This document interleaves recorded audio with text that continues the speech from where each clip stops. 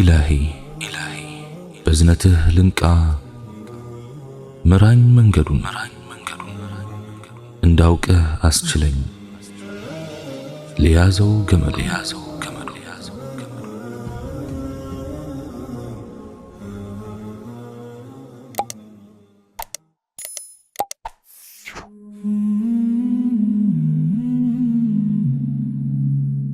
السلام عليكم ورحمة الله. ላስት ወርድ ወይም የመጨረሻ ቃል ብዙውን ጊዜ ተማሪዎች ከዩኒቨርሲቲ ሊመረቁ ሲሉ የምረቃ መጽሔታቸው ላይ የሚተነፍሷት ቃል ናት።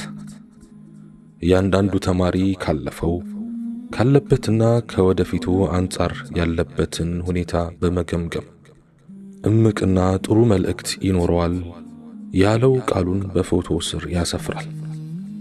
ያ ተማሪ ከዕለታት አንድ ቀን የሆነ ከፍ ያለ ደረጃ ላይ የደረሰ እንደሆነ የሱን ሁኔታ ተከታታዮች ያንን ፋይሉን ይፈትሻሉ።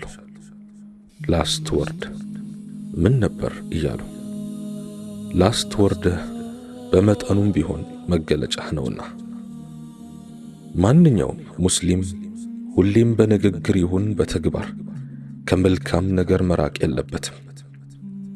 ተሳስቶ እንኳን ኃጢአት ላይ ቢወድቅ ቶሎ ብሎ ወደ ቀድሞ ቦታው ወደ በጎነቱ ለመመለስ መበርታት ይኖርበታል። ኃጢአት የጭቃ ውስጥ እሾህ ነው፣ ሰላም አይሰጥም። ሙእሚን የምድር ላይ ፍጻሜው መቼ እንደሆነ ስለማያውቅ ሁሌም ሁኔታውን ከፈጣሪው ጋር እንደተሳሰረ መዝለቅ አለበት ይላሉ ደጋጎቹ።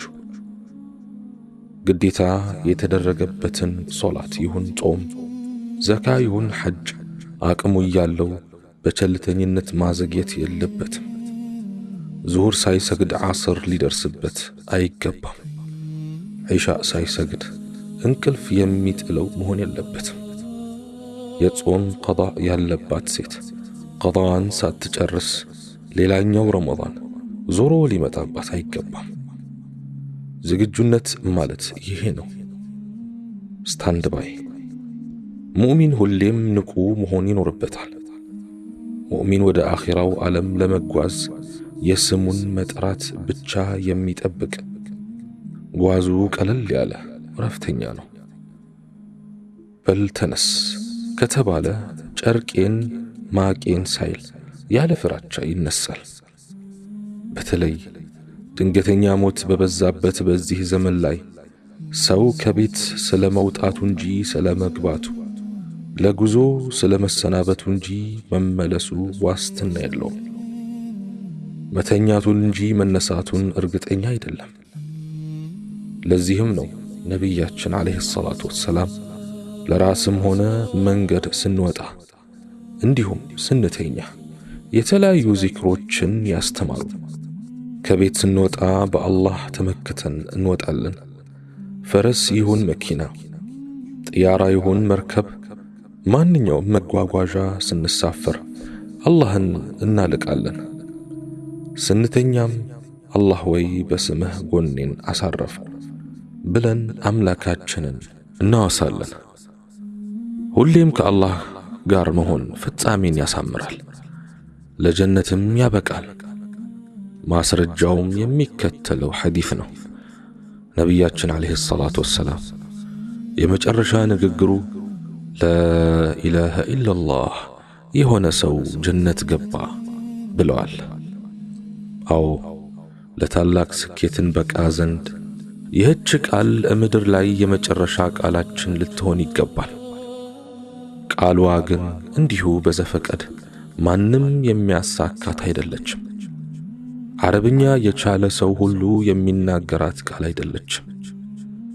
ይህችን ቃል ከምድር ሊሰናበቱ ቋፍ ላይ እያሉ ለመናገር ከሷ ጋር መኖር ግድ ይላል። በምላስ ላይ እንዳኖሯት መዋል ማደርን ይጠይቃል።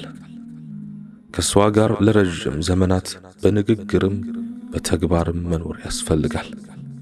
ቃሏን ለማለት የሚታደሉት ከአላህ ጋር በትክክል የኖሩ እውነተኛ የአላህ ሰዎች ብቻ ናቸው።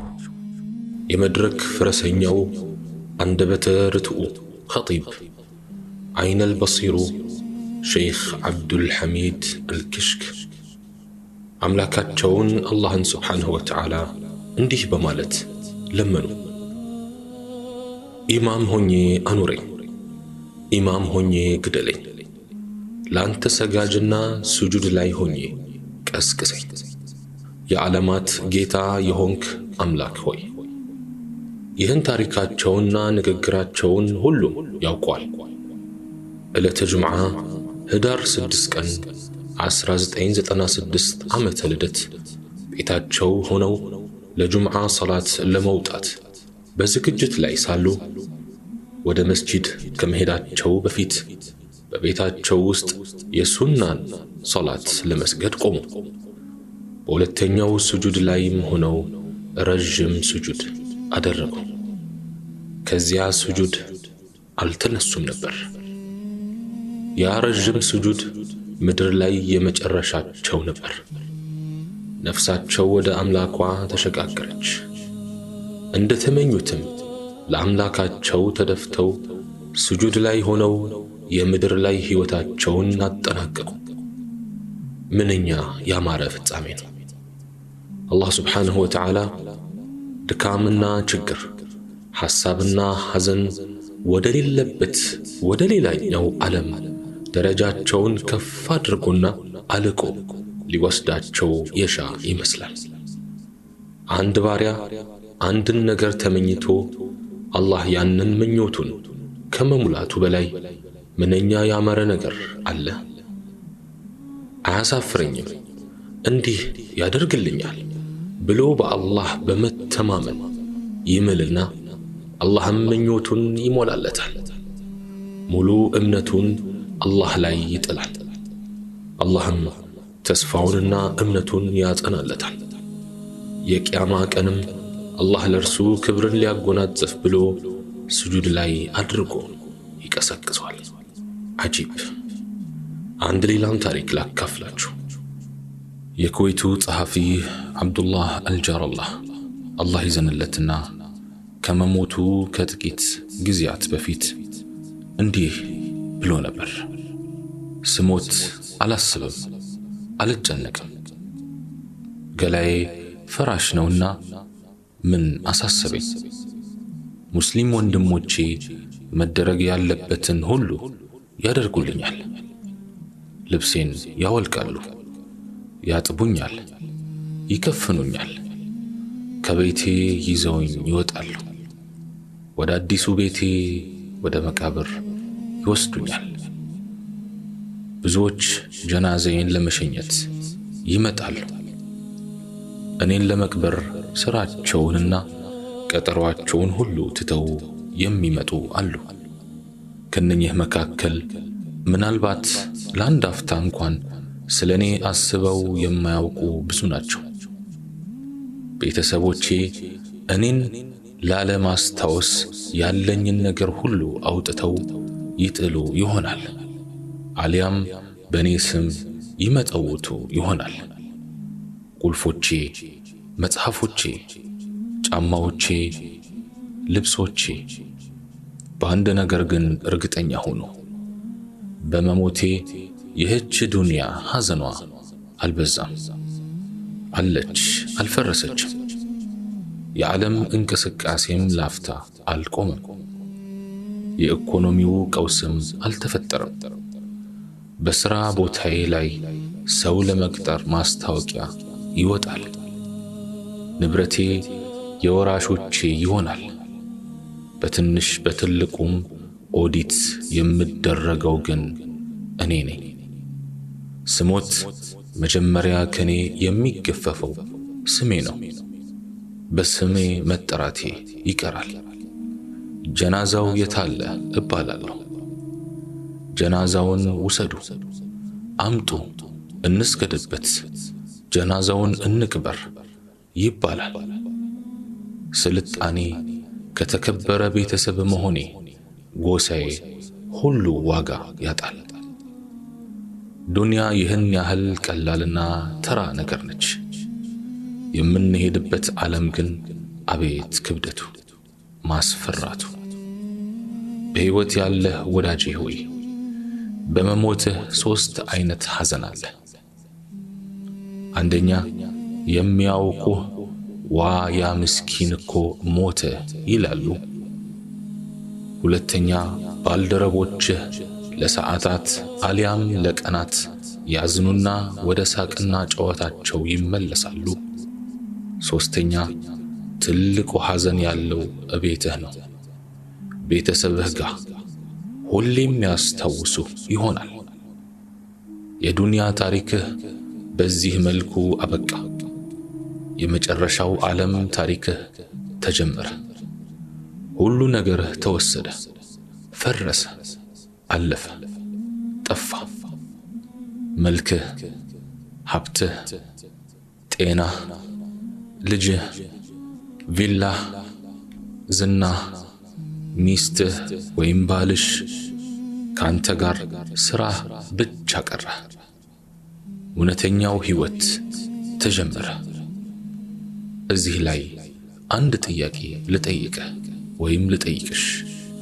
ለአኺራ ምን አዘጋጀህ? እስቲ በጥልቀት አስብ። እናም በርታ ወይም በርቺ እህቴ። በግዴታዎች በሱና ነገሮች በድብቅ መጽውት፣ መልካም ሥራ አብዛ። ሌሊት ተነስተህ ስገድ። ትድን ዘንድ ጠንክር፣ ይሳካልህ ዘንድ በርታ። መልካም ንግግር ምጽዋት ነው። ምንም የለኝም አትበል። ሌላ ነገር ብታጣ ይህችን በእጅህ የገባችውን መጽሐፍ መጽውት። ሌላው ነገር ብታጣ ይህችን በእጅህ የገባችውን ጽሑፍ መጽውት።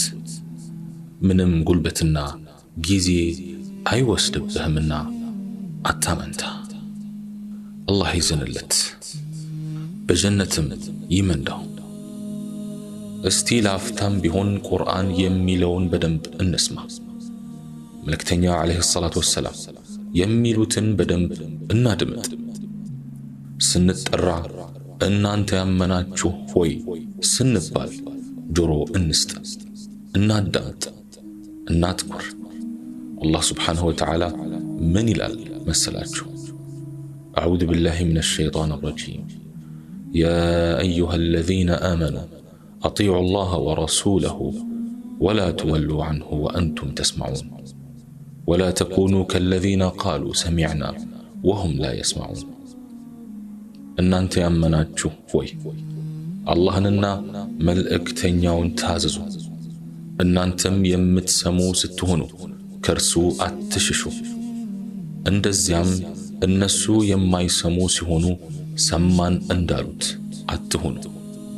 ሱረቱል አንፋል አንቀጽ 20 እስከ 21። በሌላም አንቀጽ ያ አዩሃ الذين آمنوا استجيبوا لله وللرسول إذا دعاكم لما يحييكم واعلموا أن الله يحول بين المرء وقلبه وأنه إليه تحشرون.